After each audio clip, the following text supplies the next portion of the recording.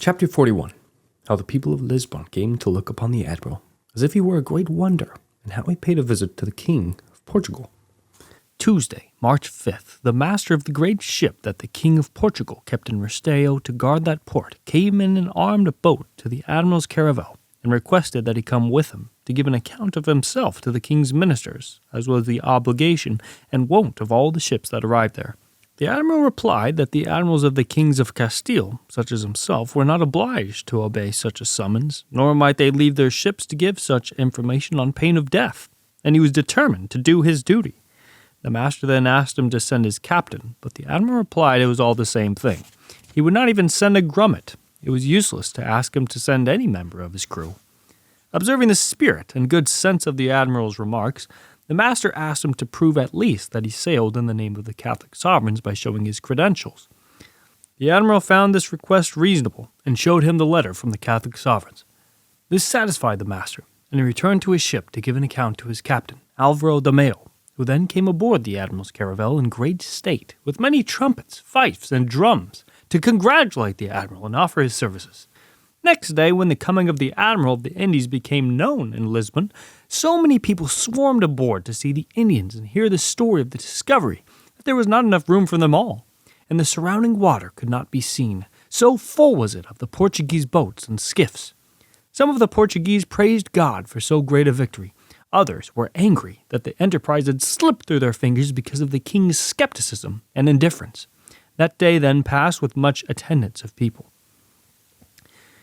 Next day, the king ordered his agents to supply the admiral with provisions and whatever else he needed for himself and his people, all at the king's expense. He also wrote the admiral congratulating him on his safe arrival and requesting him to come and visit him since he was in his kingdom.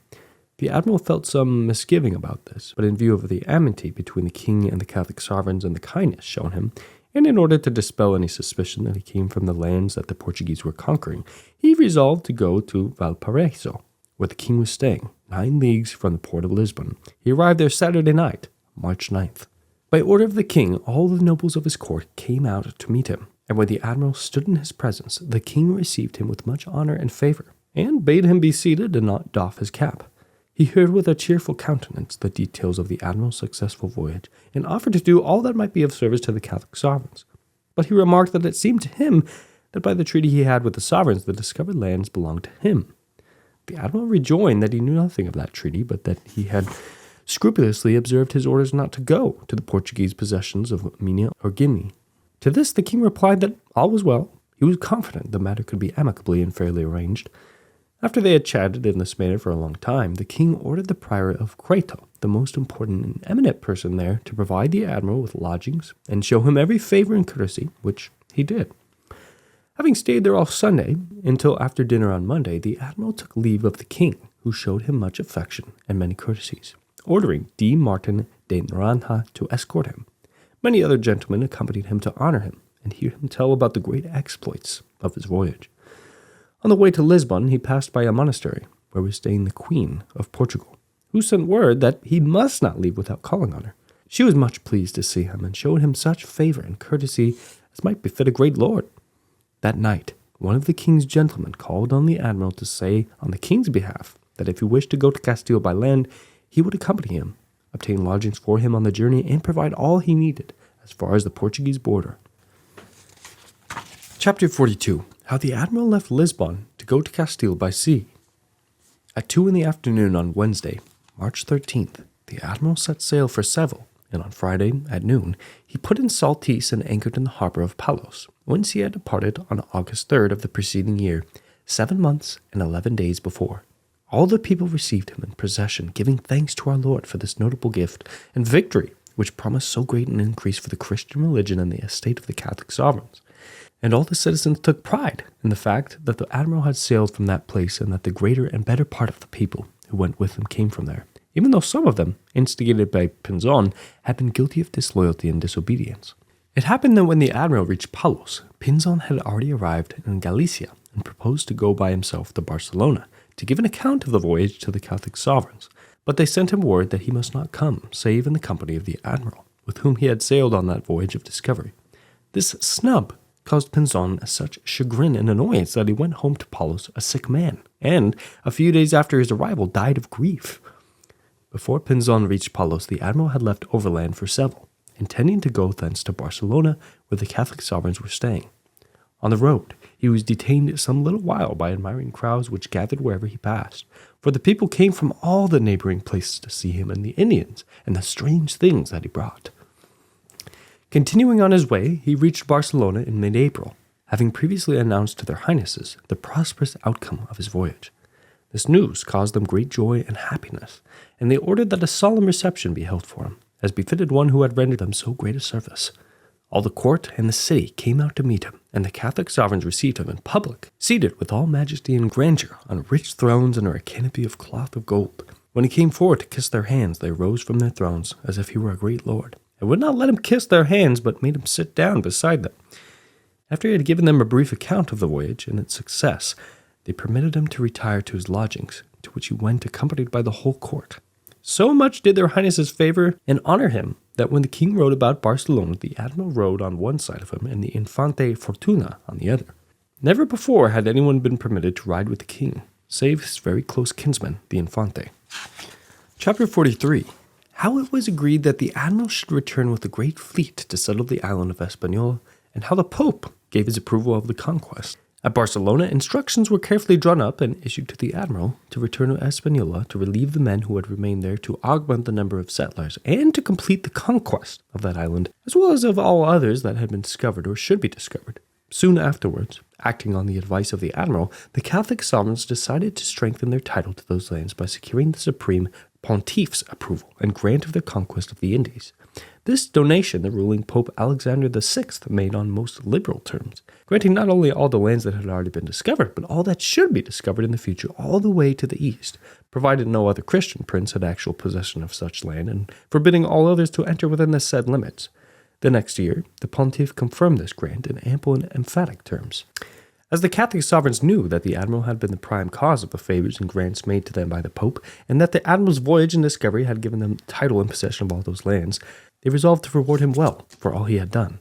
Accordingly, on May 28th in Barcelona, they granted him a new privilege, or rather, an explanation and declaration of the first privilege he had received, confirming all they had granted him once before. And in clear and explicit terms, they defined the limits and bounds of his admiralship, viceroyalty, and government as extending over all the territory that the Pope had granted them. This privilege and the subsequent declaration were as follows. Chapter 44. The privileges granted by the Catholic sovereigns to the admiral. Don Ferdinand and Dona Isabella, by the grace of God, King and Queen of Castile, Leon, Aragon, Sicily, Granada, Toledo, Valencia, Galicia, Majorca, Minorca, Seville, Sardinia, Cordoba, Corsica, Murcia, Jaén, Algarve, Algeciras, Gibraltar, and the Canary Islands, Count and Countess of Barcelona, Lords of Biscay and Molina, Dukes of Athens and Neopatria, Counts of Roussillon and Sardinia, Marquises of Oristano and Gociano. For as much as you, Christopher Columbus, are going by our command with some of our ships and with our subjects to discover and acquire certain islands and mainland in the ocean sea, and it is hoped that by the help of God, some of the said islands and mainland in the said ocean sea will be acquired by your pains and industry. Therefore it is a just and reasonable thing that since you incur the said danger in our service, you should be rewarded for it. And as we desire to honor and favor you on account of what is aforesaid, it is our will and grace that you, the said Christopher Columbus, after you have discovered and acquired the said islands and mainland in the said ocean sea, or any of the said islands whatsoever, shall be our admiral of the said islands and mainland, which you may thus discover and acquire, and shall be empowered from that time forward to call and entitle yourself Don Christopher Columbus. And that your sons and successors in the said office and charge may likewise entitle and call themselves Don and Admiral and Viceroy and Governor thereof, and that you may have power to use and exercise the said office of Admiral, together with the said office of Viceroy and Governor of the said islands and mainland, which you may thus discover and acquire, by yourself or by your lieutenants, and to hear and determine all the suits and causes, civil and criminal, appertaining to the said office of Admiral, Viceroy, and Governor, according as you shall find by law, and as the admirals of our kingdom are accustomed to use and exercise it. And that you may have power to punish and chastise delinquents, and exercise the said offices of admiral, viceroy, and governor, you and your said lieutenants, and all that concerns and appertains to the said offices, and to each of them, and that you shall have and levy the fees and salaries annexed, belonging and appertaining to the said offices, and to each of them, according as our high admiral, in the admiralty of our kingdoms, levies, and is accustomed to levy them.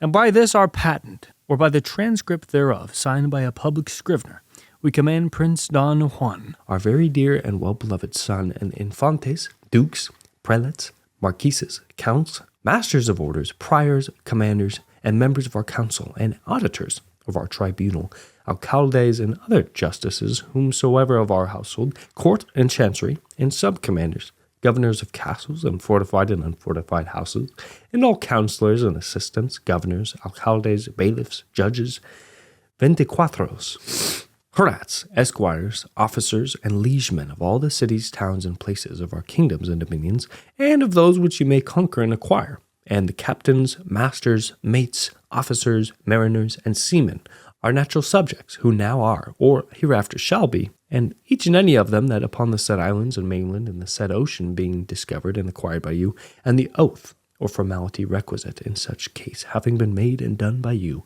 or him who may have your procuration, they shall have and hold you from thenceforth, for the whole of your life, and your son and successor after you, and successor after successor forever and ever, as our admiral of the said ocean sea, and as viceroy and governor of the said islands and mainland, which you, the said Don Christopher Columbus, may discover and acquire. And they shall treat with you, and with your said lieutenants, whom you may place in the said offices of admiral, viceroy, and governor, about everything appertaining thereto, and shall pay and cause to be paid to you the salary, dues, and other things annexed and appertaining to the said offices, and shall observe and cause to be observed toward you all the honors, graces, favors, liberties, preeminences, prerogatives, exemptions, immunities, and all other things, and each of them, which in virtue of the said offices of admiral, viceroy, and governor you shall be entitled to have and enjoy, all of which privileges ought to be observed toward you fully and completely, so that nothing may be diminished therefrom, and that neither therein nor in any part thereof shall they place or consent to place hindrance or obstacle against you. For we by this our patent from now henceforth grant to you the said offices of admiral, viceroy, and governor with the right of inheritance for ever and ever, and we give you actual and prospective possession thereof, and of each of them in power and authority to use and exercise it, and to collect the dues and salaries annexed and appertaining to them, and to each of them according to what is aforesaid. Concerning all that is aforesaid, if it should be necessary, and you should require it of them, we command our chancellor and notaries and the other officers who are at the board of our seals to give, deliver, pass, and seal for you our patent of privilege with a circle of signatures in the strongest, firmest, and most sufficient manner that you may request and may find needful, and neither one nor the other of you or them shall do contrary thereto in any manner, under penalty of our displeasure, and of 10,000 maravedì to our tribunal upon everyone who shall do the contrary. And further, we command the man who shall show them this our patent to cite them to appear before us in our court, wherever so we may be, within 15 days from the day of citation, under the said penalty, under which we command every public scrivener who may be summoned for this purpose to give to the person who shall show it to him a certificate thereof signed with his sign, whereby we may know in what manner our command is executed. Given in our city of Granada on the 30th day of the month of April, in the year of the nativity of our Lord Jesus Christ, 1492. I, the king, I, the queen, I, Juan de Coloma, secretary of the king and of the queen, our lords, caused this to be written by their command. Granted in form, Rodericus Doctor, registered Sebastian de Olaro, Francisco de Madrid, Chancellor.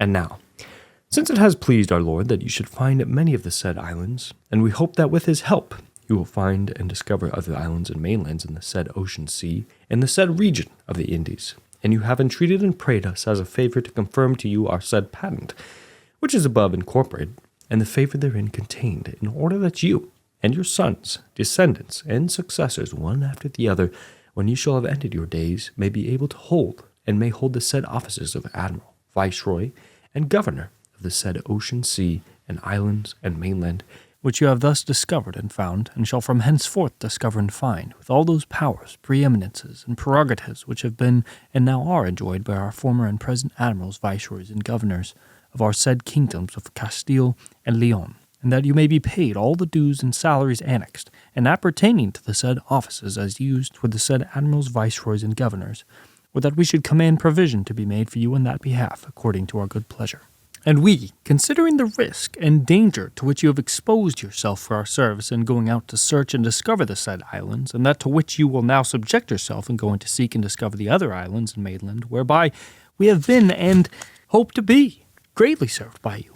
And in order to confirm a benefit and favor upon you, confirm by these presents to you and to your said sons, descendants, and successors, one after the other, now and forevermore, the said offices of Admiral of the said Ocean Sea, which you have found and discovered, and of Viceroy and Governor of the said islands and mainland, which you have found and discovered, and of the other islands and mainland, which by you or by your industry shall be discovered from this time forth in the said region of the Indies. And it is our will and pleasure that you, and after your days are ended, your sons, descendants, and successors, one after the other, shall have and hold the said office of our Admiral of the said Ocean Sea, which is ours, and which commences by a limit or line, which we have caused to be marked, and which passes from the Azores to the Cape Verde Islands, from north to south, from pole to pole, in such manner that all which is beyond the said line to the westward is ours, and belongs to us. And therefore of all this we make and create you our Admiral, and your sons and successors, one after the other, forever and ever. And likewise we make you, and after your days are ended, your sons, descendants, and successors, one after the other, our Viceroy, Governor of the said islands and mainland, discovered and to be discovered in the said Ocean Sea, in the region of the Indies, as aforesaid.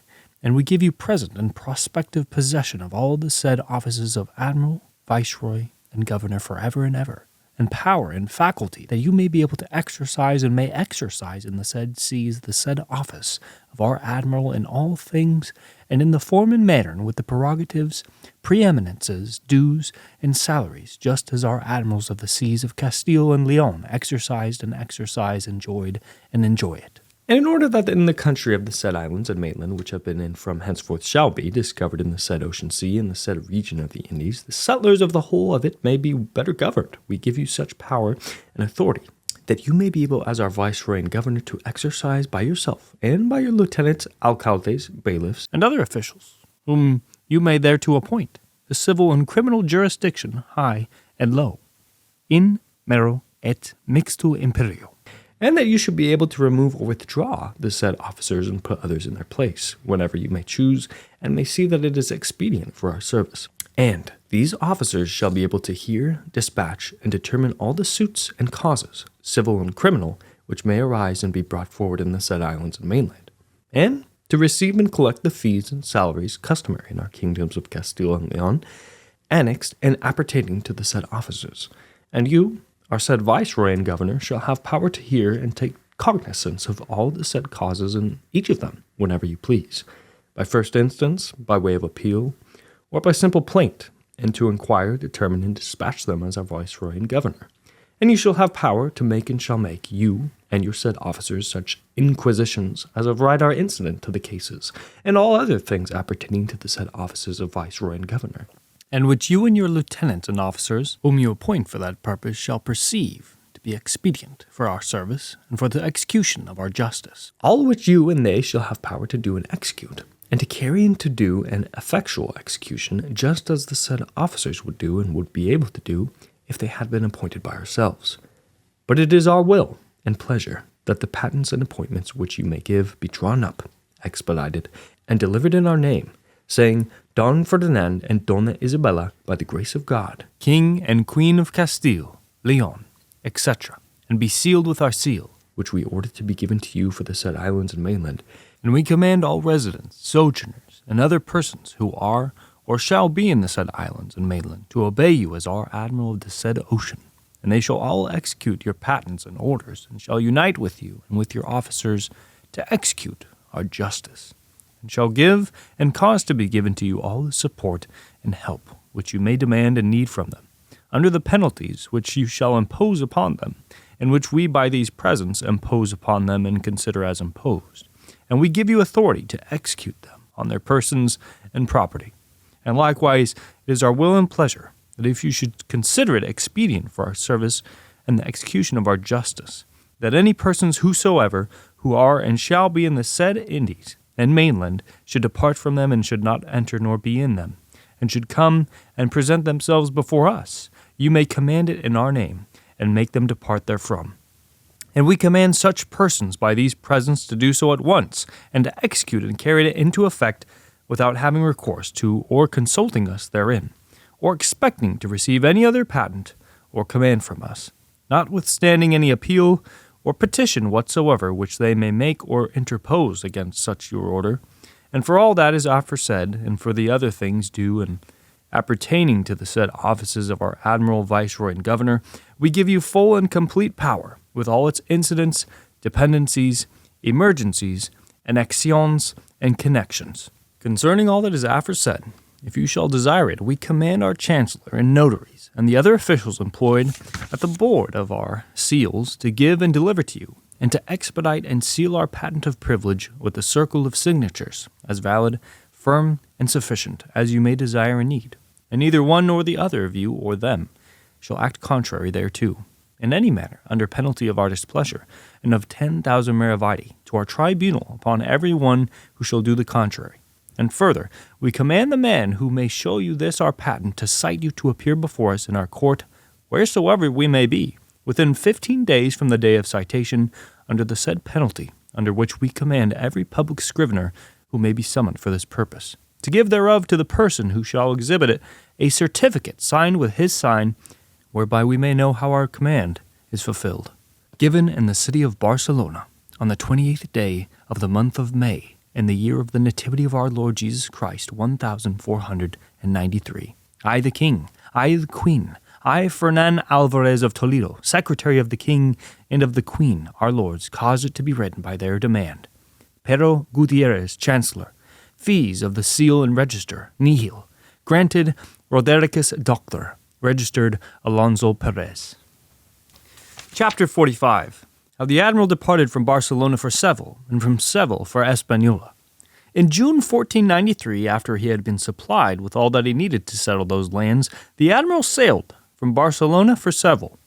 On arrival there, he began diligently to outfit the fleet that the Catholic sovereigns had ordered him to prepare, and in a short time he had made ready 17 ships, large and small, well stocked with provisions and carrying all the things and persons needed to settle those lands, including artisans of all kinds, laborers, and peasants to work the land.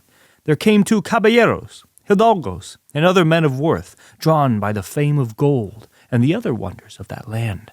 So many offered themselves that it was necessary to restrict the number of those who might go thither, at least until it was known how matters stood in that country, and some kind of order had been established there.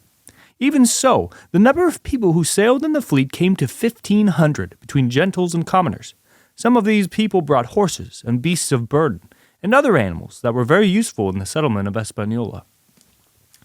After he had completed all preparations, on Wednesday, September 25th, 1493, while my brother and I looked on, the Admiral weighed anchor in the harbor of Cadiz, where the fleet had been assembled, and stood southwest for the Canary Islands, where he intended to take on fresh supplies.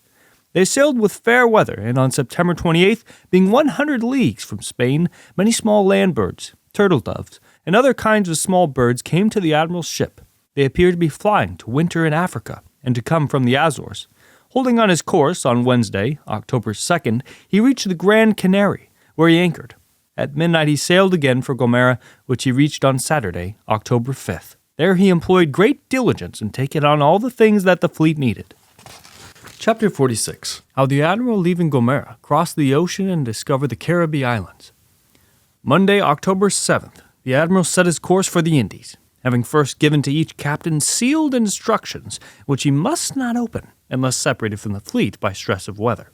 The reason for this secrecy was that in the instructions he showed how to reach the town of Navidad in Hispaniola, and he did not want anyone to know that route save in case of great need. Sailing on with a fair wind on Thursday, October 24th, having run more than 400 leagues west of Gomera, he still had not met with the weed that on the first voyage he found after sailing only 250 leagues. On that day and the next 2 days, a swallow visited the fleet, to the surprise of all. On Saturday night, amid heavy rain and frightful thunder, St. Elmo's fire was seen, with 7 lighted candles on top of the mainsail.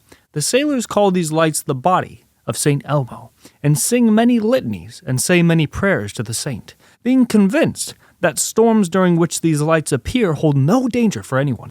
I do not know whether this be true, merely reporting what they say. For according to Pliny, when Roman sailors saw these lights during storms at sea, they said they were Castor and Pollux. Seneca also mentions this at the beginning of the first book of his Natural Questions. I return to my history.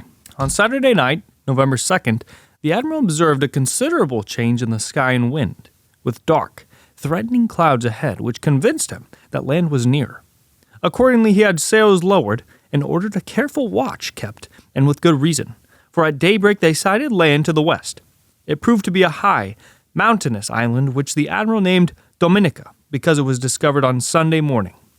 Soon after, he saw another island to the northeast of Dominica, and then another, and still another farther north.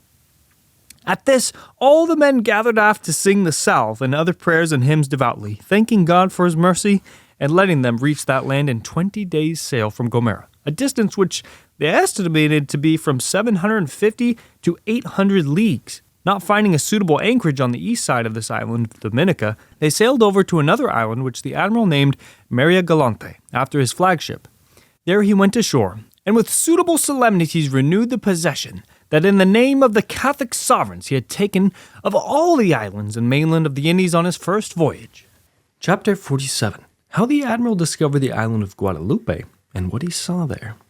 Monday, November 4th, the Admiral left the island of Maria Galante and sailed northward toward another large island, which he named Santa Maria de Guadalupe, out of devotion and also to comply with the promise he made to the monks of that house to name some island after their monastery. At a distance of 3 leagues, they saw a very high rock, which rose to a peak, from which issued a stream or waterfall that appeared to be as thick as a large barrel, and which fell with such a din and force that it could be heard aboard the ships. Some, however, claimed it was a vein of white rock, so white and frothy was the water in its steep fall.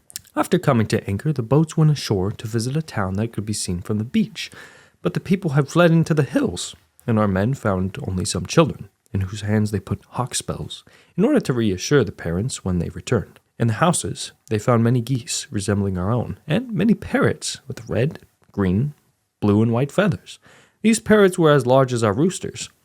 They also saw calabashes and some fruit that looked like green pine cones, but were much larger. These were filled with solid pulp, like a melon, but were much sweeter in taste and smell. They grow on plants that resemble lilies or aloe trees, and are wild. But it was later learned that the fruit of cultivated plants are better. They also saw other plants and fruits that differed from ours, hammocks of cotton, bows, arrows, and the like, but our men did not take anything in order that the Indians might have more trust in the Christians.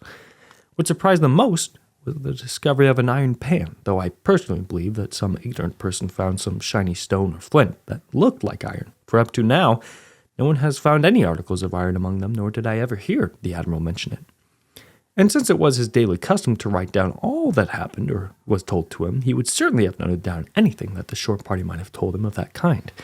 Even if the pan was of iron, this was no great marvel, for the Indians of that island of Guadalupe being Caribs, who went raiding and robbing as far as Hispaniola, they may have stolen that pan from the Spaniards or Indians on that island, or they may have taken it from the hull of the ship that the Admiral lost in order to make use of the iron, or from the wreck of some ship carried by winds and currents from Europe to those regions.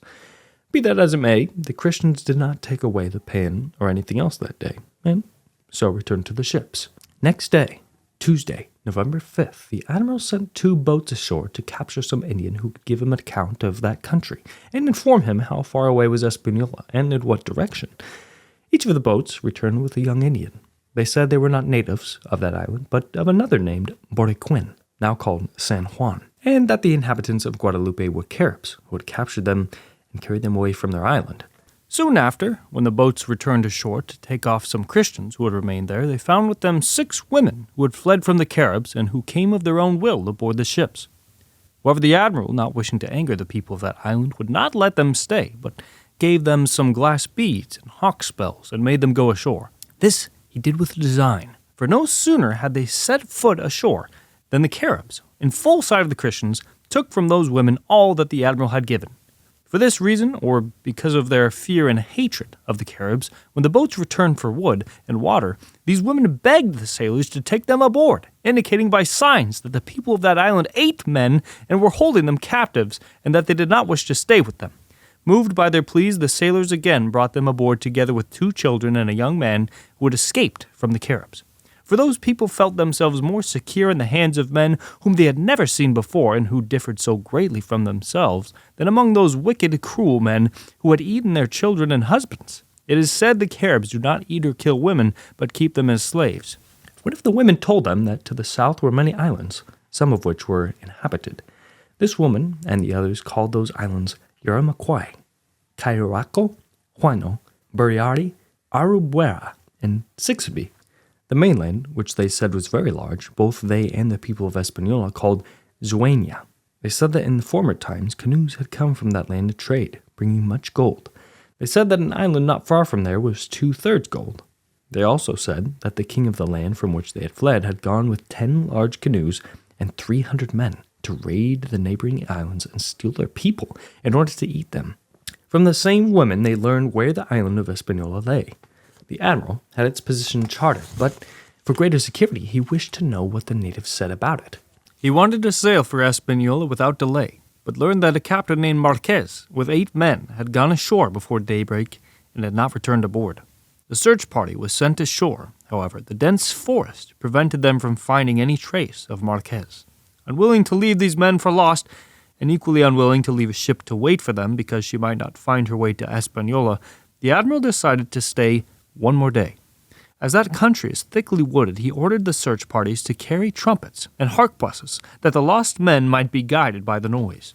Having wandered about all day as if they themselves were lost, they returned aboard without having found the missing men or obtained any news of them. Since it was now Thursday morning, and nothing had been heard since Tuesday of those men, who had left without permission, the admiral decided to continue his voyage, or at least to give the appearance of intending to do so, as a warning to others. But at the entreaty of friends and relatives of the missing men, he agreed to stay longer.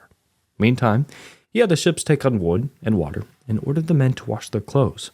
He also sent Captain Ojeda ashore with 40 men to search for the strays and to learn the secrets of the country. They found maize, aloe, sandalwood, ginger, incense, trees that resembled cinnamon in taste and smell, much cotton, and many falcons, purple herons, crows, pigeons, turtle doves, partridges, geese, and nightingales. They reported that in the space of 6 leagues they had crossed 26 rivers, in many of which the water came to the waist, but I am inclined to believe that owing to the roughness of the country, they crossed the same stream many times.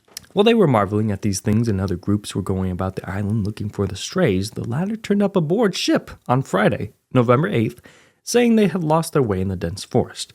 The admiral punished them for their rashness, ordering the captain put in chains and placing the others on short rations. Later he went ashore and entered some houses where he saw all the things mentioned above, especially much cotton, spun and unspun, looms and skulls hanging from the ceiling, and baskets full of men's bones. They say these houses were better made and contained more food and the other things the Indians used than the Christians had seen on the other islands on the first voyage. Chapter 48. How the admiral sailed from the island of Guadalupe and of some islands that he found on the way. Sunday, November 10th, the admiral weighed anchor and took the fleet northwest along the coast of Guadalupe for Hispaniola. At the island of Monserrate, to which he gave that name because of its height, he learned from the Indians aboard that the Caribs had depopulated that island by eating all its inhabitants.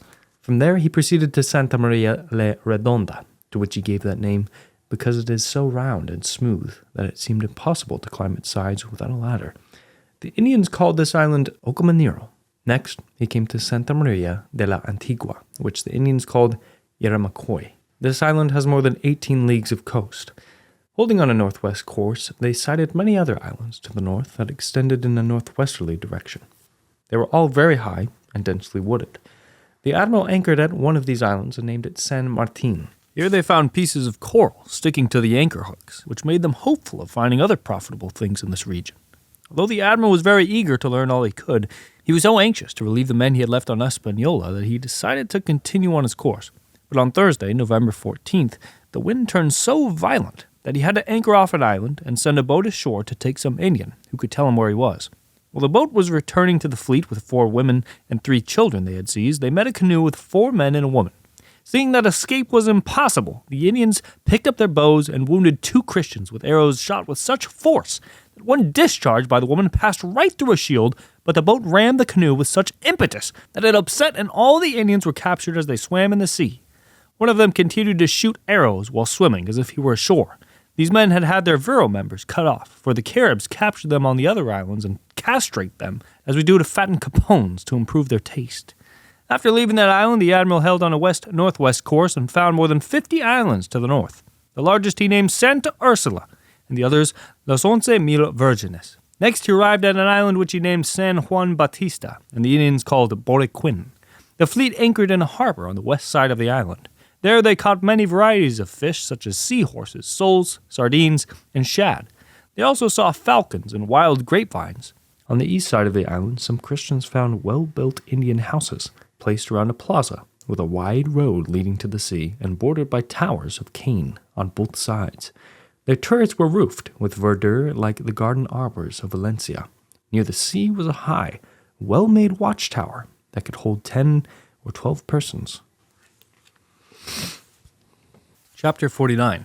How the admiral arrived at Hispaniola and learned of the death of the Spaniards. Friday, November 22nd. The admiral reached the northern shore of Hispaniola.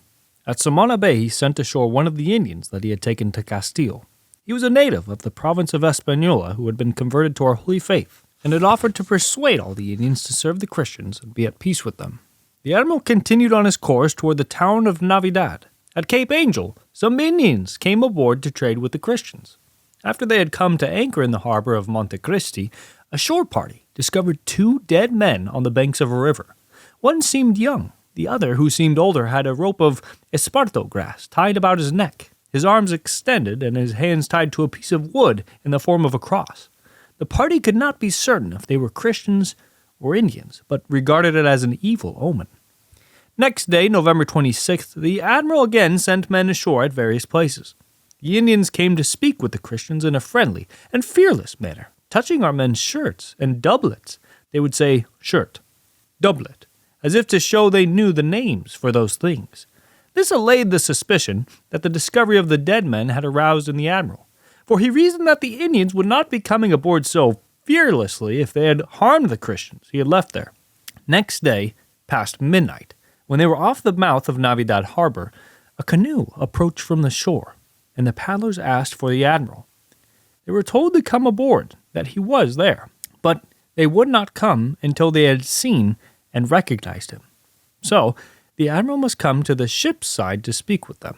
Then 2 Indians came aboard, each with a mask over his face, and presented those masks to the admiral in the name of the cacique Guacanagari, who sent friendly greetings. The admiral asked about the Christians he had left there and was told that some had died of sickness, some had separated from the rest, and still others had departed for other lands. All had 4 or 5 wives apiece.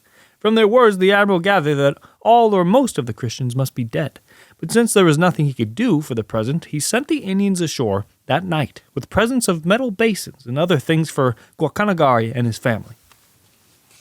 Chapter 50. How the admiral found the town of Navidad abandoned and burned, and of his meeting with King Guacanagari. Thursday, November 28th, at the hour of vespers, the admiral moved his fleet in front of the town of Navidad, found it burned to the ground. That day they saw nobody in the vicinity of the town. Next morning, the admiral went ashore and felt much grief at the sight of the ruins of the houses in the fort. Nothing remained of the houses except some smashed chests and such other wreckage as one sees in a land that has been devastated and put to the sack. As there was no one in the vicinity whom the admiral could question, he went with some boats up a river that is nearby. He left orders to clean out the well of the fort during his absence. Fearing some untoward event, he had directed all the gold that was found to be thrown into the well, but the well was empty. Going upstream with the boats, the admiral did not see a single Indian, because all had fled from their huts into the woods. All he found was some clothing that had belonged to the Christians. Returning to Navidad, the admiral found the bodies of 8 Christians. In the fields near the town were 3 more, who were recognized to be Christians by their clothing. These men seemed to have been dead for about a month. While the Christians were looking around for papers or other traces of the dead men, a brother of the cacique Guacanagari, accompanied by some other Indians, came to speak to the admiral. They could say some words in Spanish, and they knew the names of all the Christians who had been left there. They said that soon after the admiral's departure, those men began to quarrel among themselves, each taking as many women and as much gold as he could. As a result, Pedro Gutierrez and Escobedo slew one at Yacome. Then, ganging up with 9 others, they left with their women for the country of a cacique named Caonabo, who was lord of the mines. Caonabo killed them, and some days later marched with a strong force against Navidad, which was held only by Diego de Arna and 10 other men, who were willing to remain and guard the fortress, all the others having dispersed to various places on the island. Arriving at the town by night, Caonabo set fire to the houses in which the Christians lived with their women, forcing them to flee in fright to the sea, where 8 of them drowned. 3 others, whom these Indians could not identify, were killed ashore. They also said that Guacanagari fought against Caonabo in defense of the Christians, but was wounded and had to flee. This story checked with that told by some Christians whom the admiral sent ashore to gather information and who visited the principal village. They found Guacanagari suffering from a wound, which he said had kept him from calling on the admiral and reporting to him what had happened to the Christians. He related that as soon as the admiral left for Castile, they began to quarrel among themselves, each seeking to get gold by barter for himself and as many women as he could, that they would not be satisfied with what he, Guacanagari, gave them, but instead split up into many gangs, some going in one direction and some in another, and that a band of Biscayans went off to a place where they were all killed. He said that they should tell this to the admiral as the true story of what had happened, and that he should come to visit him, for the cacique was too ill to leave his house. Next day the admiral called on the cacique, who appeared very sorrowful, and again told his story, relating how he and his men had suffered wounds fighting in defense of the Christians, as was proved by their wounds, which had been made not by Christian weapons, but by fishbone spearheads and arrowheads. After they had conversed for a while, the cacique gave the admiral 800 small-figured white, green, and red stone beads, together with 100 figured gold beads, a royal gold crown, and 3 little gourds filled with gold grains that must have weighed 4 gold marks. The admiral in turn gave him trading truck that may have been worth 4 reals, but had for them the value of 1,000. Although gravely ill, the cacique went with the admiral to see the fleet, and was received with much ceremony. He was much diverted by sight of the horses of which the Christians had previously given him an account, because some of the slain Christians had misinformed the cacique concerning our holy faith by telling him that the Christian law was a vain thing. The admiral undertook to construct him in it, after which he consented to wear about his neck a silver image of the Virgin, something he had refused to do before.